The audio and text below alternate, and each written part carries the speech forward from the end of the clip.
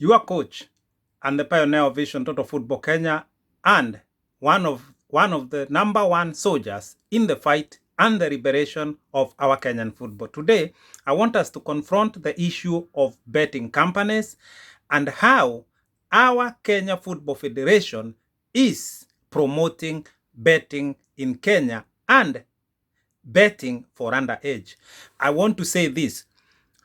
We know very well that Kenya right now is being referred as a gambling nation.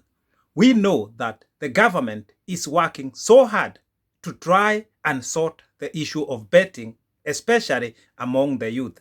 But on the other side, we have the federation that is saying that it's partnering with betting companies is a good thing for our country. Now, the thing is this, because our football has had no money, our football is so poor, our federation has lacked vision, has lacked leadership, has lacked the way to grow the football economy. Right now, it is down on its knee, and the only solution is going for betting companies, because betting companies, they are actually the one who take the most risk, and they go where things have gone wrong, and other companies that value themselves, other companies that cares about reputation have refused to go there. That is where betting companies go. And I want you to look around and tell me how many betting companies today are involved in or with the Football Federation in Kenya. Count them. Whatever they sponsor, whether it's a cup, whether it is the league, whether it is what. Count the companies and tell me how many companies are involved, or that are working with the federation. And then ask yourself, why is it the federation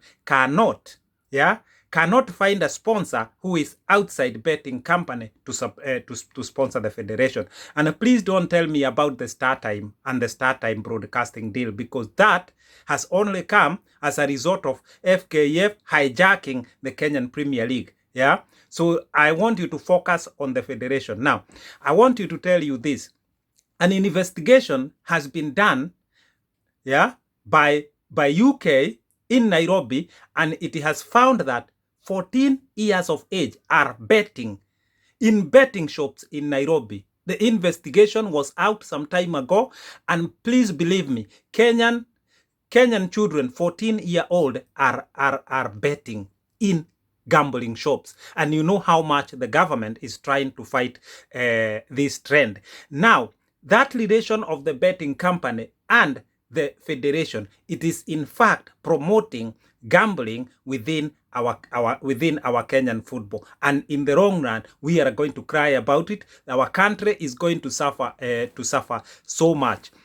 Now, this is what in UK, some of the things that happens in Kenya, even in the federation, would not find their way in UK. And that's why you see that betting companies that are exploiting our youths are in Kenya. They are not in these countries. Why? Because they know they cannot operate in these countries when it comes to the youth, using the trick, and the techniques that they are using to get through the youths and to get through and to get in bed with the federation. Therefore, for me, I want to say this: Football Kenya Federation has failed to understand that its close association with betting companies, its promotion of betting companies in one way or the other, has a negative and a very serious negative effect on our youth and our football. And going forward, I will say it again, it is going to be very hard for Kenyan football to involve non-betting companies to sponsor them. Yes, you can be given a kit here and there. Yes, you can be given a ball here and there and keep saying at least it is something. That at least is something is killing your future. So therefore, we need to go back and ask, why has our football gone where it is? Why are we where we are, that our football is so poor? There is no economy in our football, which should be a multi-billion industry, bigger than Safaricom. I keep saying this, but because of lack of focus, because of lack of vision, because lack of the manner in which our football economy should be grown, lack of the leadership in the federation, because at the end of the day, the government has delegated the issues of all issues of football to the federation. Therefore, who else can you blame? What else can you say?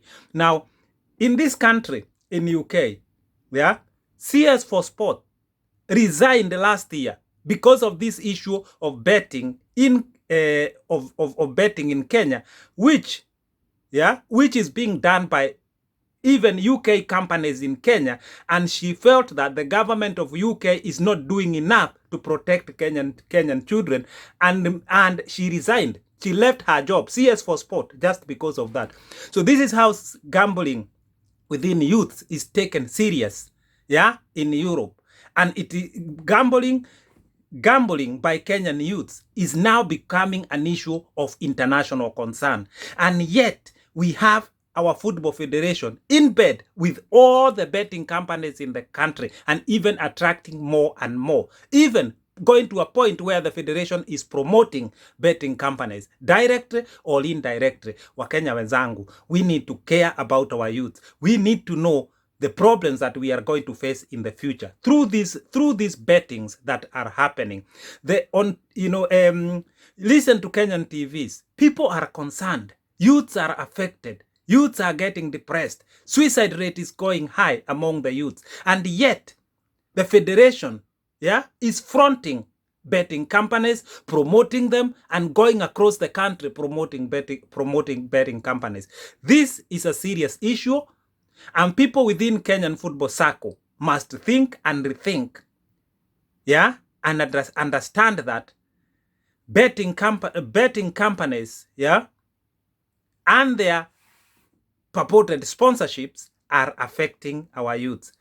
We must find a way to get our youth to play football.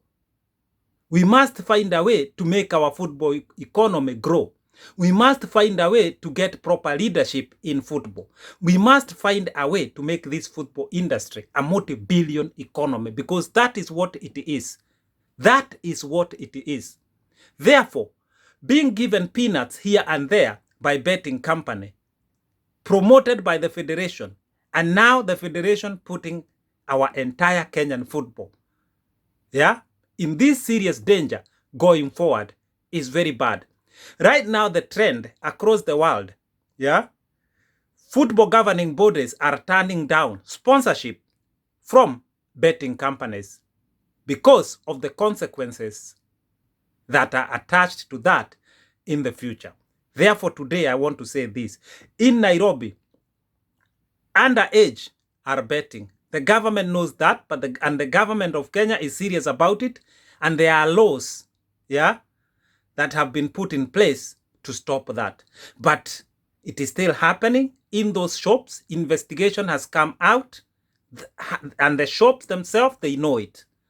Now, this is the thing here. My concern is how the federation is closely associated with the betting companies, and the way it is closely promoting betting companies. This is the question that I want to leave with you, my fellow Kenyans. Let us think about it. Let us think the future of our youth. Let us think the future of our football. Let us find a way of growing our football, but not, through betting companies. And our football foundation cannot be built based on betting companies. I leave you in peace. I'm gone.